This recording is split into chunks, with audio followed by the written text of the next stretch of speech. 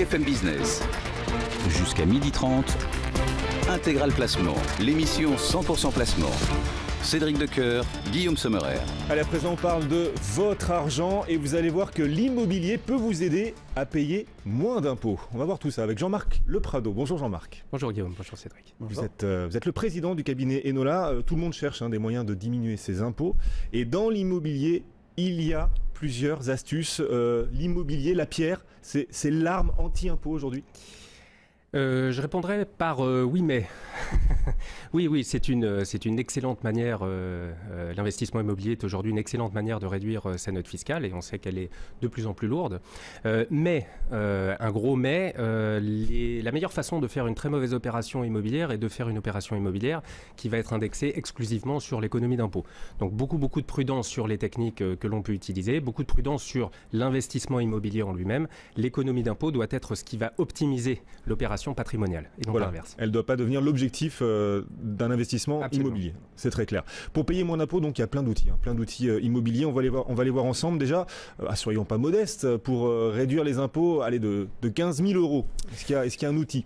Alors, pour un contribuable qui aurait une facture fiscale, imaginons, de 10 à 15 000 euros, je pense que la première étape qui peut être tout à fait intéressante est de se pencher sur une opération de type Duflo. On en avait parlé il y a quelques mois ici même. Simplement pour mémoire, une opération Duflo permet à un investisseur d'acheter un bien immobilier neuf et de le mettre en location pendant une durée minimum de 9 années avec un certain nombre de contraintes liées notamment au plafond de loyer, au plafond de revenus des locataires.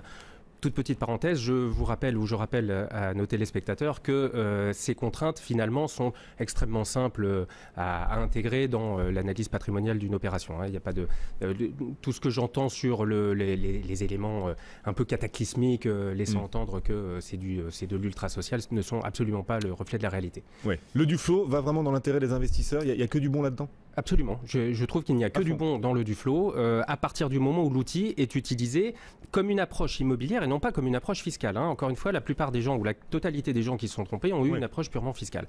Duflo me paraît tout à fait intéressant. Il permet d'obtenir une économie d'impôt qui est de 18% du montant de l'investissement, étalé sur les 9 premières années. Deux limites cependant, on ne peut pas faire plus de 6 000 euros d'économie d'impôt par an avec une opération Duflo. Cette opération Duflo sera soumise au plafonnement global des niches fiscales. Donc ce qui veut dire qu'on ne peut pas en pratique générer plus de 10 000 euros d'économie d'impôt avec ce système-là. Deux points néanmoins intéressants.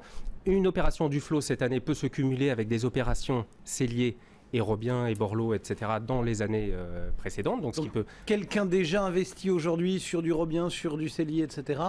peut tout de même se lancer dans du Duflo. Absolument, il a d'ailleurs tout intérêt, vraisemblablement, particulièrement les gens qui sont... Comment on va gérer les histoires de plafonnement, de niche Eh bien écoutez, c'est juste une usine à gaz, donc voilà, aucun souci là-dessus. Ce sont des calculs qui sont relativement complexes, mais qui finalement C'est-à-dire que les celliers, etc. rentrent pas dans les mêmes cases que les Duflo. Absolument, et donc on peut avoir une économie d'impôt aujourd'hui qui est supérieure à 10 000 euros par an. Hey.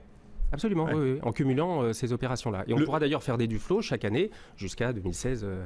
année durant laquelle elle disparaîtra. Ad vitam aeternam, non, jusqu'en 2016. Le déficit foncier, c'est une bonne solution aussi pour... Absolument. Deuxième technique, qui est peut-être d'ailleurs bien meilleure qu'une opération de type Duflo, pour des gens qui ont d'ores et déjà des excédents fonciers, donc qui sont déjà propriétaires, qui génèrent des loyers et donc des excédents fonciers.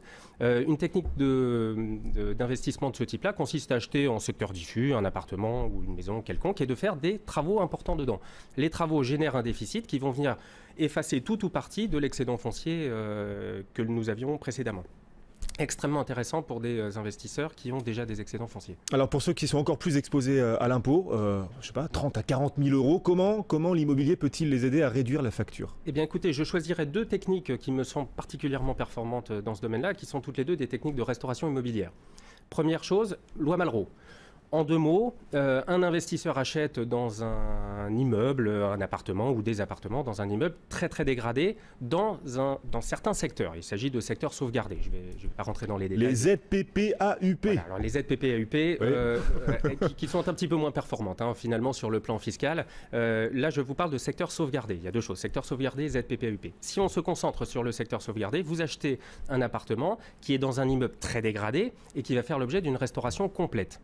Les travaux qui sont engagés par l'investisseur pour réaliser cette restauration immobilière font bénéficier d'une économie d'impôt qui va être de 30% du montant des travaux avec 100 000 euros de travaux décaissés chaque année maximum. Ce qui veut dire en pratique 30 000 euros d'économie d'impôt par an pendant la durée du chantier. Et la vie est belle.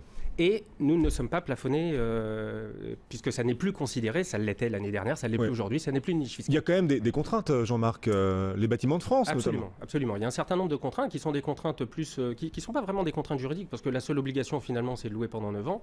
Il y a néanmoins des contraintes économiques en termes de restauration, puisque la restauration se fait sous l'égide d'un architecte des bâtiments de France qui peut poser un certain nombre de problèmes.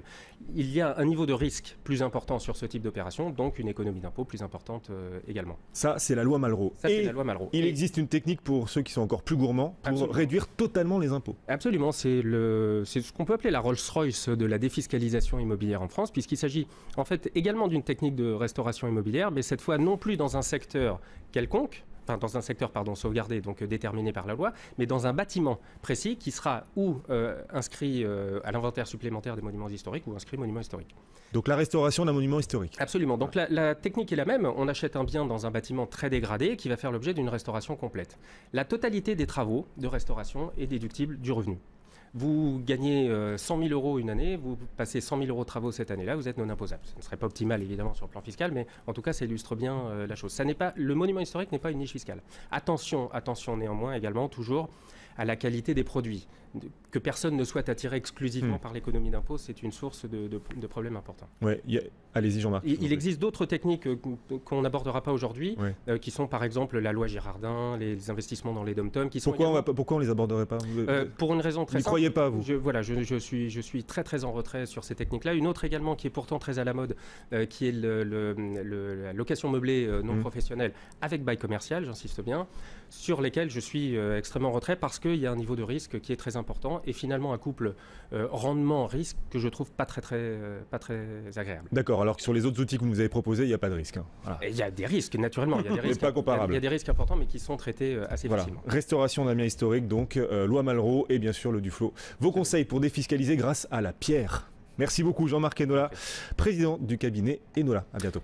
Et un marché parisien qui reste pour le moment dans le rouge, moins 0,18% pour l'indice CAC 40. Dans un instant, le journal avec Aurélie Planex. Et puis ensuite, on demandera à nos traders comment anticiper cette séance.